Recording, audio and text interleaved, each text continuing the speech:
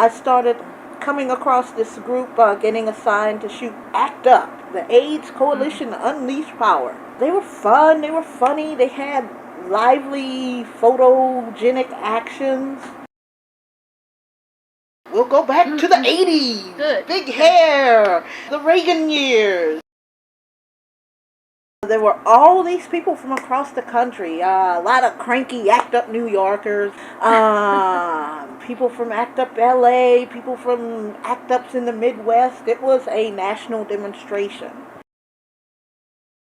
You'd hear whispers about so-and-so having the package. Well, you still hear it today, but there was a lot of fire and brimstone type preachers talking about gonna go to hell. People really didn't talk about it, but you just knew. You just knew. Kept hearing my friends talk about their friends, their tricks, their neighbors, someone down the street who had this thing.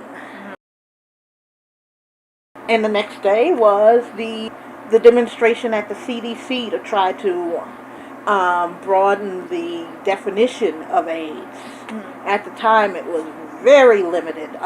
It didn't include a lot of women-specific opportunistic infections, a lot of opportunistic infections that we saw mainly in injection drug users. Basically, back in the day, it was what doctors were seeing in gay white men. And there was the perception that, only gay white men had it. I ain't got that faggot disease. Nah. As I was learning the city, I came across Southern Voice newspaper. They needed at the time they had volunteer photographers. I knew which end of the camera to put my eye, so I volunteered for Southern Voice as a photographer. 90 days after starting, there were so many people that were positive until I started to feel bad. It was nuts. What am I supposed to do now? I'm telling these people they've tested positive for HIV, and what? Nothing. And then someone donated a space over at the Dunbar Neighborhood Center. I had never been over there. There were times when we had to hit the ground for gunfire coming out of there, but we did it. We met every Wednesday night at 6:30. Sometimes we would pick people up in alleys. We'd pick people up in malls. We'd pick people up wherever they wanted us to pick them up. And then we would bring them back to those places so that people didn't know who they were. And so for about a year, we had this underground network of addicted people with HIV and we would meet once a week. And then after doing that group for about 2 years, we got summoned by CDC. And I was like, oh my God, what did we do?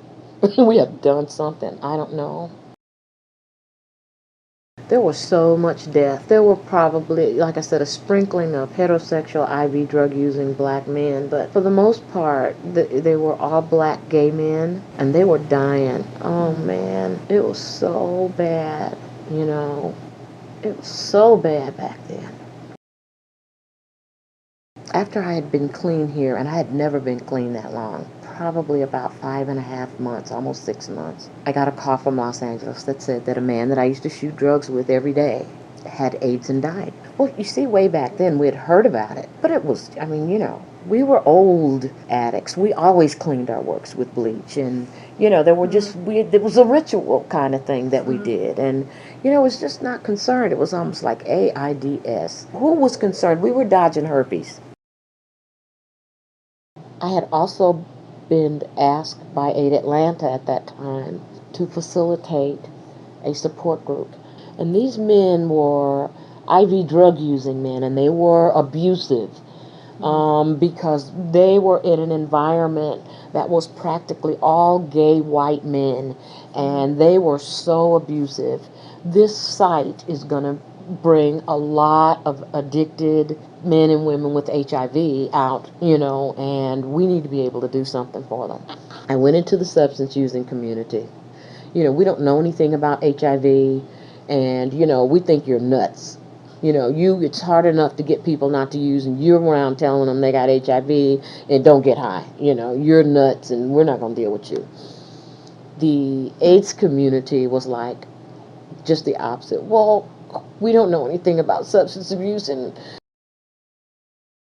they would draw your blood, and then they'd give you a little sticker with your number on it, and then you had to come back 2 weeks later. And when I went back, they handed me an envelope, and you kind of peel it open like that and read it to see what it said. At that time, people were jumping out of windows, they were jumping off the freeways, everything. So I opened my letter, and it said, you were negative. However, the jargon was at that time is, I was negative. Well, I didn't believe it.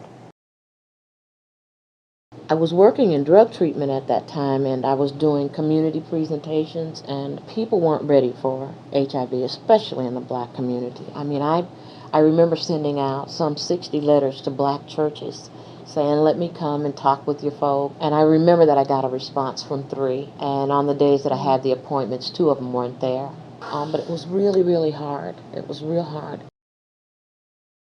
There were 6 of us, a probation officer, a woman who was very close to me who had AIDS at that time, 2 other substance abuse counselors who happened to end up being my husband and my sister, another therapist, a wonderful woman, another mental health professional, and we began some cross-disciplinary training that we did for about 6 months.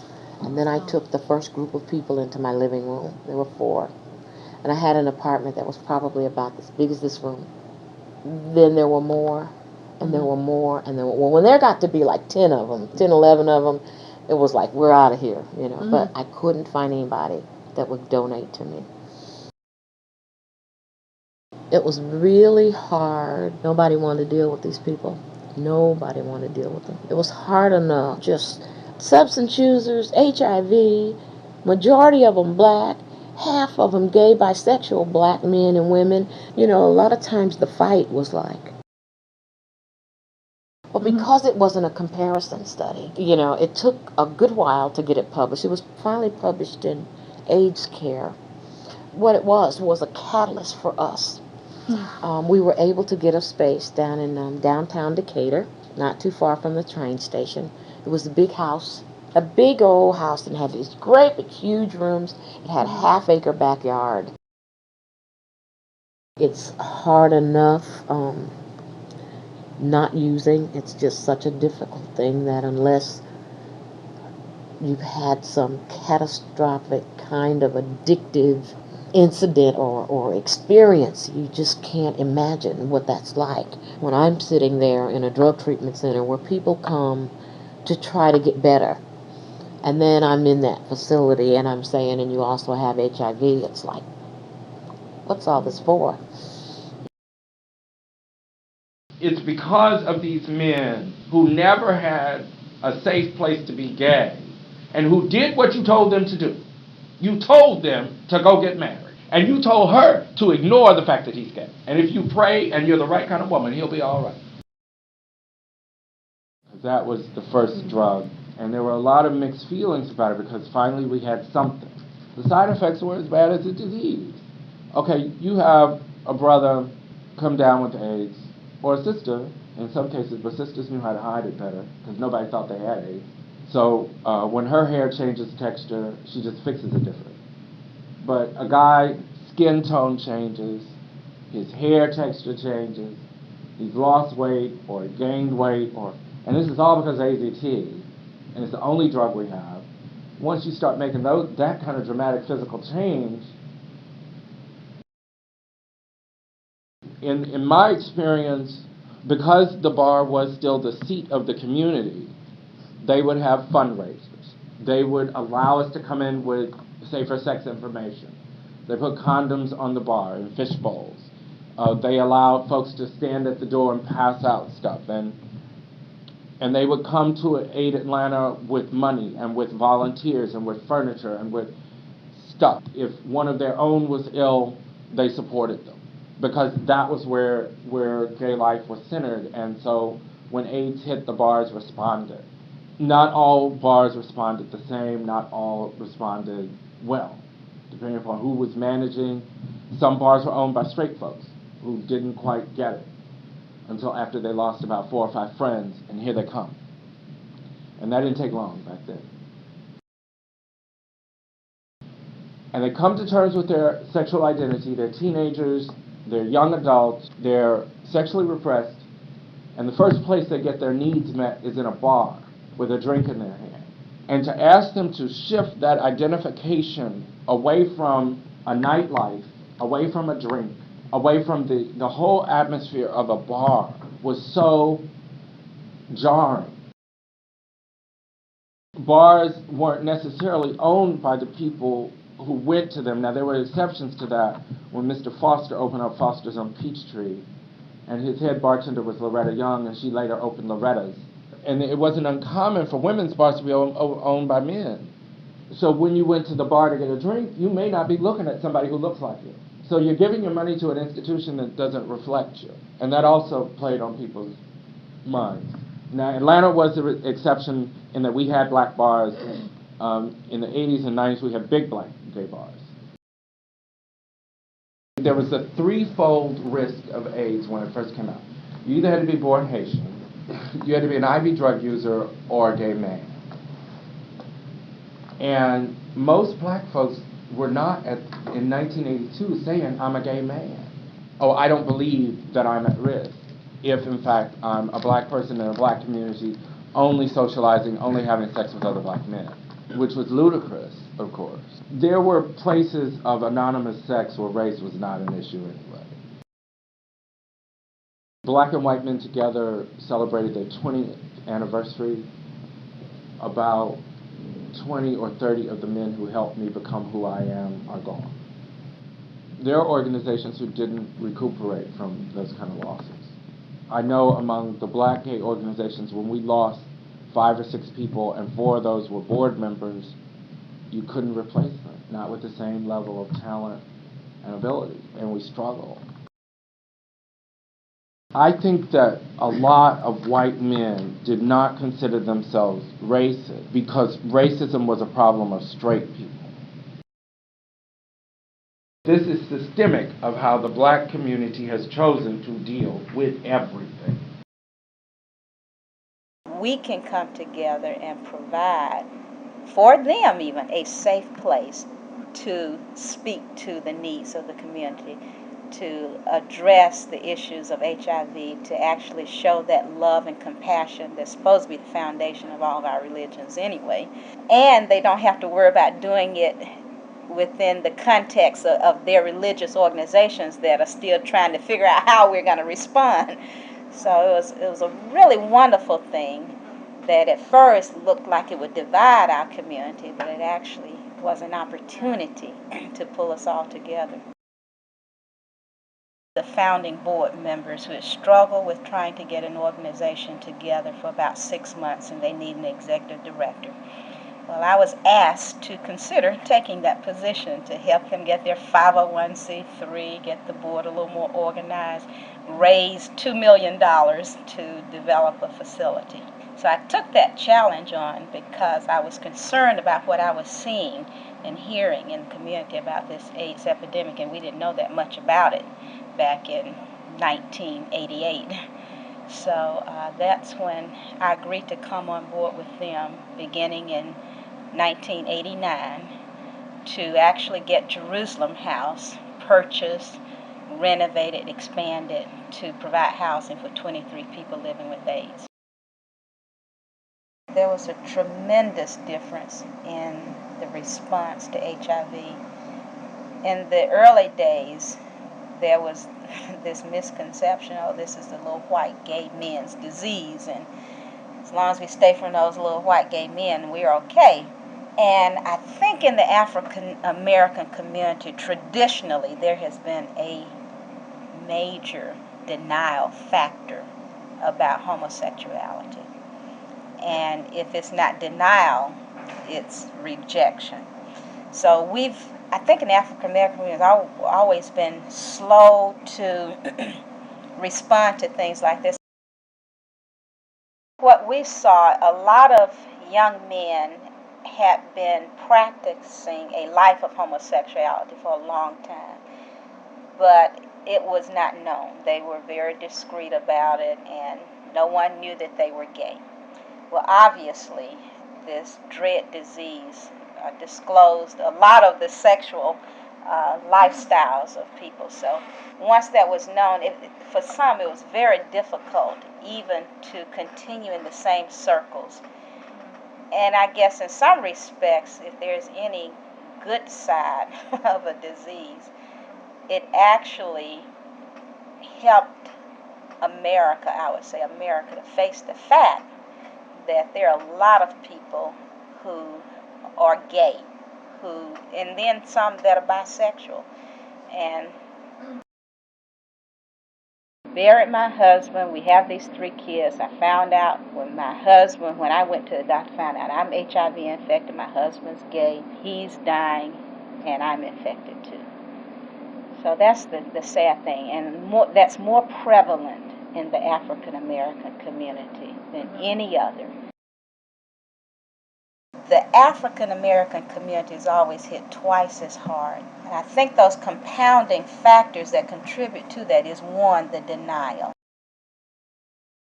I think the thing that initially divided the community in terms of the stigma with AIDS was the very same thing that drew maybe an inner community closer together. And this is what I say, I have not seen anything like HIV that integrated people along gender lines, racial lines, socioeconomic levels, culture, religious orientations or beliefs. And that's why Jerusalem House and many organizations said we want to be an interfaith organization, because if anybody ought to have a compassionate response to this disease and to the people who are living and struggling and dying with it, it ought to be the faith community. Working at United Way, I was there, I think 5 years maybe before it was really known that we had an epidemic. And there was talk about this gay men's disease out in San Francisco, and they weren't really sure what was going on or why, where it had come from. And we didn't have, I guess, hardly any money dedicated to the study of HIV at that time. But learning that apparently it was transmittable through sex with other men. But I remember all of the scares of that time. Can we get it just breathing, being in the same room with someone breathing the air, or this myth about mosquitoes? And so we went through all of that. I don't suppose when we first started out there was anyone that we knew that was heterosexual, at least proclaimed heterosexual, to be infected with HIV. So there was even more of a need for a Jerusalem House, because once it was known that a person was HIV positive or living with full-blown AIDS, they were not oftentimes accepted into their family, so that it was not an option to go back home to die for many of these young men. And that was the most devastating thing about it, to see these very young men in the prime of their lives who had done very well, most of them, educationally and career-wise, but now just seeing that spiral down of everything, loss of job, ostracized from family, losing all their health benefits, and then ultimately losing their lives. So it's really devastating. So the sad thing about in those early days, if it were known, then immediately, if they were in a church, they would probably be ostracized, or the family would have that kind of what I call double whammy. Okay, John, we're finding out here you're 25 years old. We thought you were soon to be married, and here you are, you're gay, and our religion or our social ethics, can't accept that. And also we find out that you're dying. So it was tremendously difficult on families as well. And in those days, there was not much for family because I guess being the Bible Belt of the South in Georgia, it's really hard to go and say to your pastor, to your congregation, I need help. My son is gay and he's dying from AIDS. So there weren't many places to go. So there were support groups being formed in the community. Most of those came out of the gay community, out of compassionate, caring organizations like Jerusalem House, which really had, in the earlier days, anywhere from 100 to 200 volunteers. And what we found out, a lot of those volunteers had buried their sons or were struggling with the same issues or had brothers or family members, cousins who were struggling with this as well, and it was their way of giving back and helping, and it actually became a support group. And many other support groups started to form in those days. All of the scares, the phobia about how it's acquired, and watching a community divided along gender lines. But we're a lot further along, I hope. I don't know, I'm still concerned about Georgia. Still seems to be somewhat backwards to what really needs to be done in terms of HIV detection. But in those days, it was a death sentence. And that's why Jerusalem House was developed, was organized. There was a desire to provide a place of compassionate care unto death. We wanted to provide a place without discrimination where there could be love and compassion and help as they needed it. And they knew they had a place. If they didn't have anything else, they knew they had a place to live a quality life as long as they could, but then to die with dignity and not be in a hospital or somewhere in an apartment complex by themselves. And that happened a lot in those days, that people would literally be found dead where they had lost their lover and then by themselves. So we filled a tremendous void, and I'm very grateful for the advancements to know that it doesn't have to be a place to die now, but there can be extended life, resume work, and have a reason to live. Before, we would see young men that really wanted to die because they had nothing to live for, nothing to live for. So we've come a long ways, but still a lot more is needed. I think the epidemic started to become real with me about 1985, in the beginning stages of the epidemic. At that particular time, they did not have a lot of different uh, a lot of different medications and a lot of different services and a lot of different agencies that were dealing with the HIV and AIDS virus. We didn't even know a lot about it in 1985. It was new. It was the first couple of years. They said it was in gay men in San Francisco. And then I moved to Atlanta in 1990 and continued my volunteer here with AIDS Atlanta. Started volunteering in 1991. So my initial contact was something that I thought affected me, but what motivates me were the things that affected other people. I wanted to keep myself from getting infected. I wanted to keep my two high school daughters at that time. I had two children in high school. I wanted to keep them from getting infected, their friends from getting infected. I wanted to stop the infection in 1988. And I felt like if we started doing real hardcore education with young people, that we might be able to put a stop in this virus, or at least kind of slow down the number of infections. The public perception was, of course, just looking at gay white men. That's all they saw. But there was, I think, a little bit of hysteria because people did not know what the disease was and they didn't know how to catch it. They told you how you contracted the disease. We knew the body fluids that it lived in, but people didn't believe it. And I also remember people rejecting my friend People rejecting me because I stayed her friend. People telling me to wash my hands. I remember a neighbor telling me to wash my hands before I picked up her grandchild. Early perception was hysteria. I don't want to talk to you. I don't want to be around you. I don't want to have anything to do with you if you got something to do with the AIDS folks. I remember the day that it was 92 when Magic announced that he was HIV positive. And that afternoon, I had been working all afternoon, and I went to the post office that evening and was standing in line at the post office, and a woman behind me said, well, I should have known something was funny. He was always kissing that boy that played for Detroit. That's how he probably got the AIDS.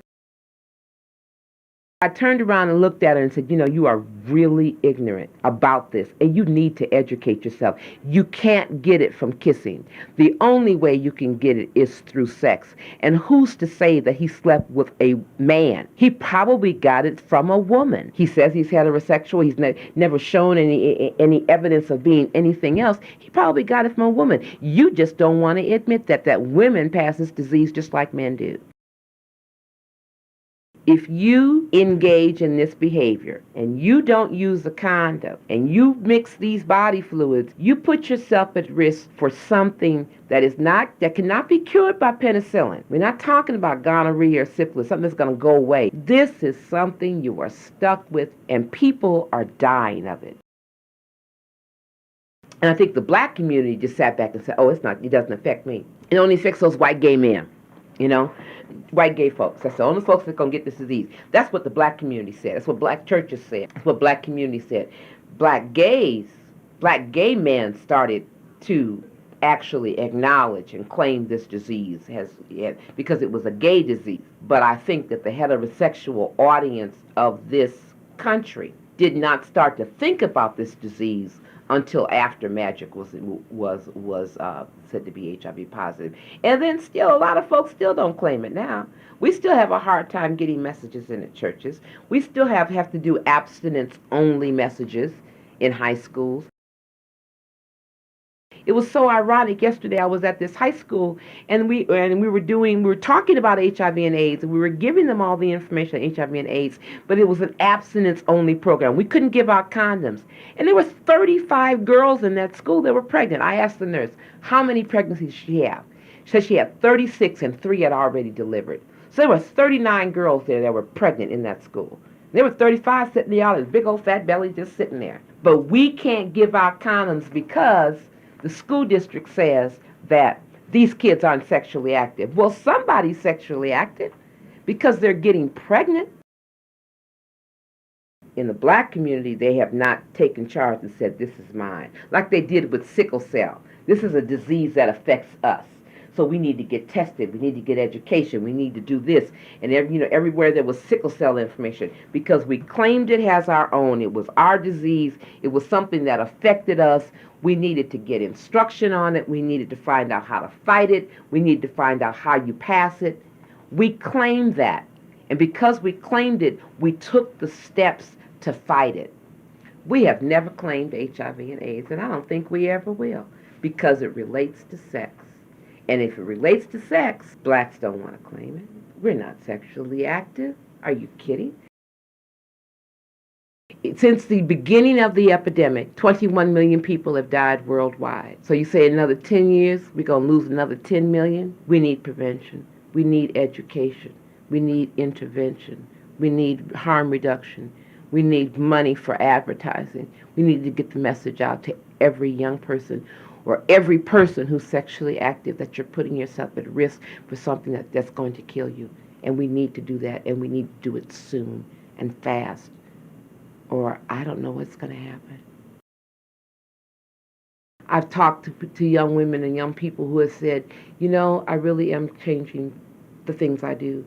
I got an email from a young woman who said, I'm tired of men just running through my body. And after listening to you, that's one person. If that's one person that doesn't get infected, I've done my job. I think the epidemic started to become real with me about 1985, in the beginning stages of the epidemic. At that particular time, they did not have a lot of different a lot of different medications and a lot of different services and a lot of different agencies that were dealing with the HIV and AIDS virus. We didn't even know a lot about it in 1985. It was new. It was the first couple of years. They said it was in gay men in San Francisco, but it started to get real for me when I saw a woman being interviewed who had received tainted blood about 1981 or 82 in a surgical procedure, and she now had this deadly virus. Was I at risk? Was I doing something? Could I do something to find out about the disease?